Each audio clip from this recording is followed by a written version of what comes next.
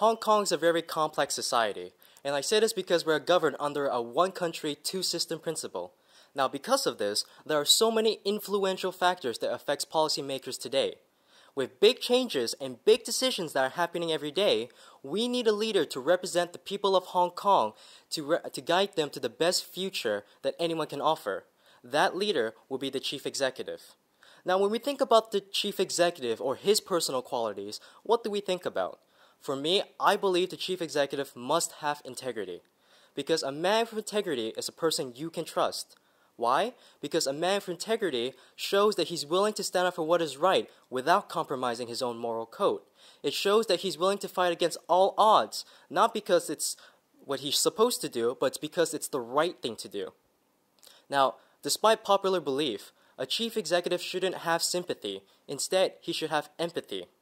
When the chief executive is able to empathize with his supporters and followers, he's actually encouraging us to face the issue at hand with the independence, whereas just pure sympathy only encourages us to continue down the path of self-pity. But besides empathy and besides integrity, a chief executive must have courage.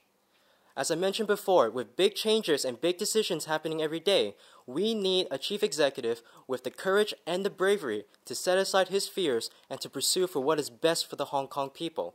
More importantly, we need a chief executive who will not fear the consequences or the decisions he makes, even if it may not be a popular one.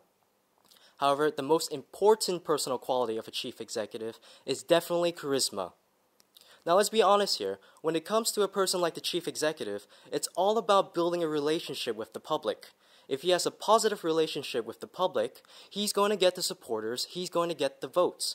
Whereas a chief executive with a negative relationship, he's not going to get that many supports, he's not going to get that many votes. More importantly, people will actually start hating him.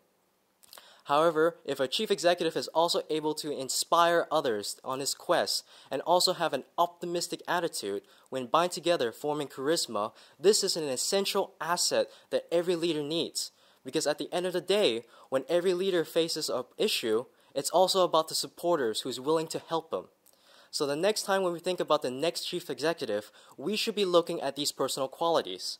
If a candidate fulfills these qualities, this is the man who should be leading Hong Kong, who would take Hong Kong to great lengths without any regret, without any doubt. Thank you.